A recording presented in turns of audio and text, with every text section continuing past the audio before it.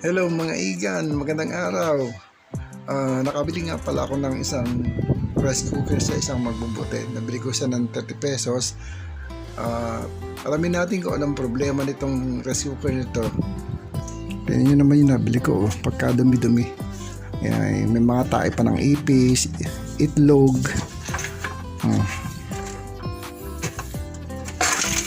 Ay, grabe oh. Dumi. Itong heater plate niya tanggal na doon sa pagkakakabit niya. Ay, kaya malamang grounded na to, kaya pinagbili na to. So tingin ko sana magawa pa natin to.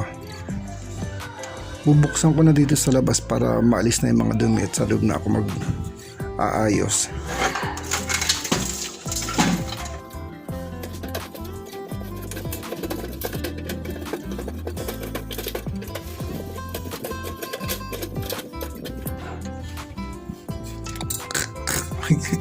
Grabe, kagana pa ba to?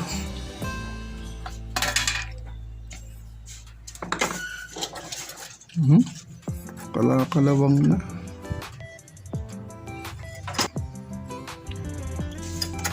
Sira na yung base niya. Tapos ang kalawang, sana maremedyon ba to?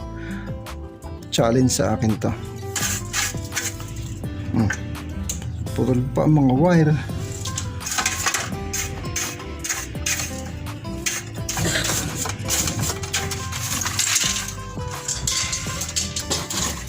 Grabe ko.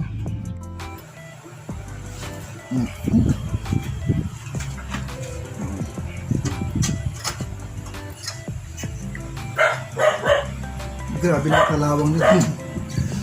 Terminal ng heater para dito matanggal.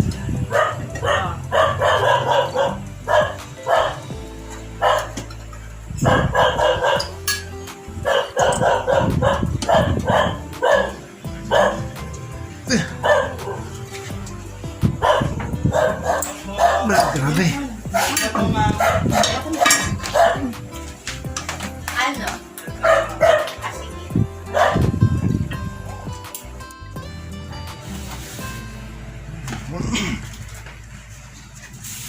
Pilit tanggalin ng mga wire. Kalakalawang na. Puputulin ko na lang itong mga ito.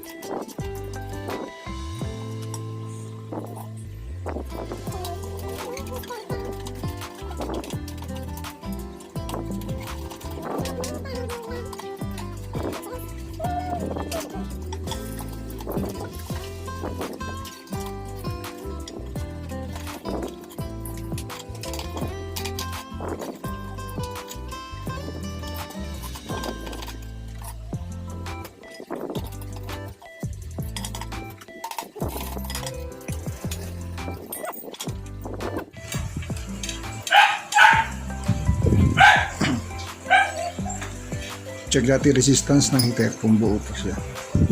Dapat bago ko buksan, tires ko muna para di sayang pagod. Naisip mo pa yun, dapat yung pagkabili mo, tinis mo na agad.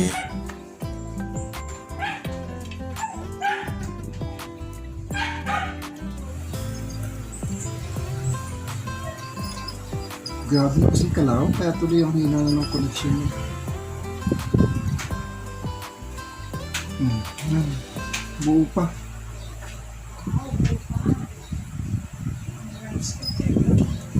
Kalakalawang lang. Kaya mataas ang resistance. Pero pag nalinis yan, okay pa yan. Bago mag-umpisa.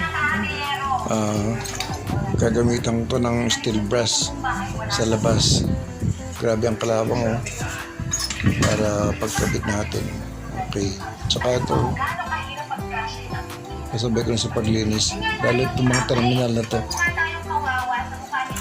Gagamit ako ng binabala sa hand drill.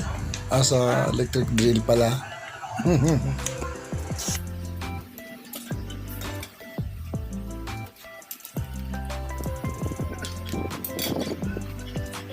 Three moments later.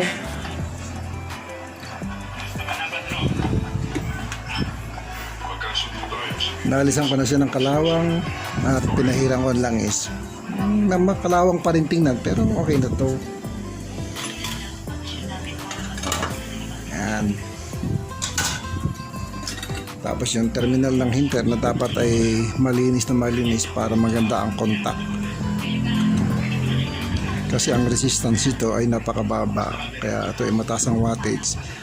Kaya pag mataas ang wattage, mataas ang ampiraheng kailangan. Kaya kailangan yung contact niya ay malinis para hindi siya mag-iinit. Siya nga pala ito dahil sira-sira na ang kinakabitan ng heater. Ito yung pinakang base ng heater. Tatabas na lang ako ng yero na isasapin dito at bubutas na lang ng mga panibago. Hindi ko na ipapakita sa video yung pagtabas. Mahaba rin yun, kaya tatabas na lang ako.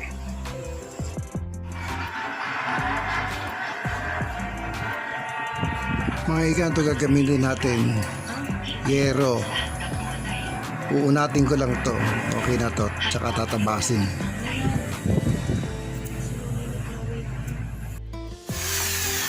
Pagkatapos ko binatasan ko siya ng maraming butas at tsaka kinabitan ko siya ng rivet gamit ang riveter.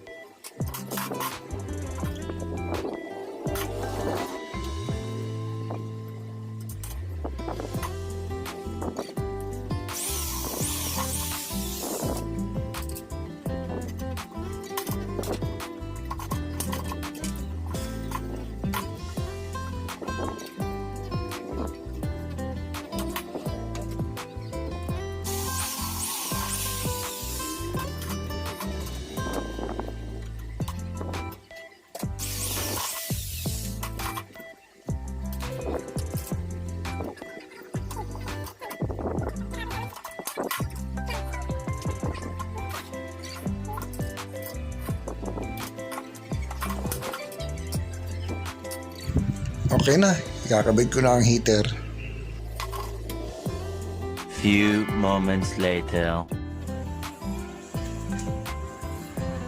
Okay na, secured na ang heater.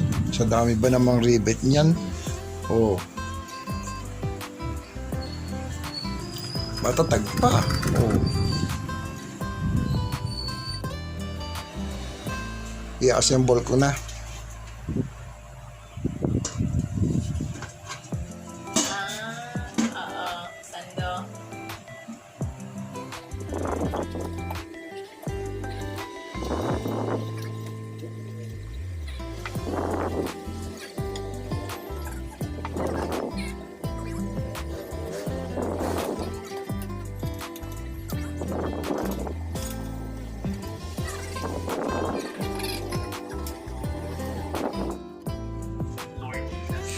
okay na ikabit ko na din yung mga wirings niya.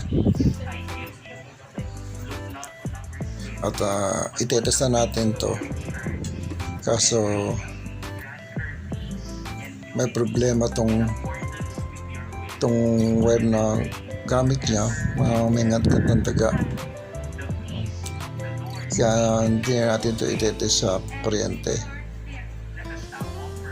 Gagamit na lang tayo ng tester para malaman natin kung gagana siya o hindi.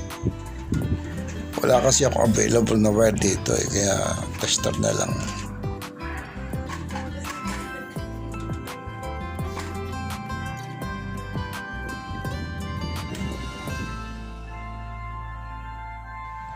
Buo pa naman ng wire, kaso dahil sa ngat-ngat, ilang strand na lang ng wire ang natitira.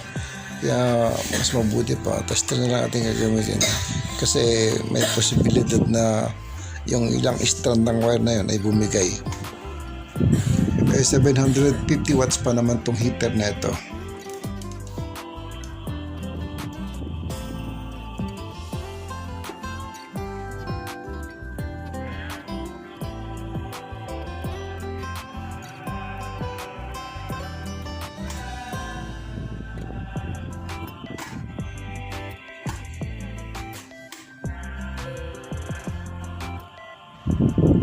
Ayos, gumana.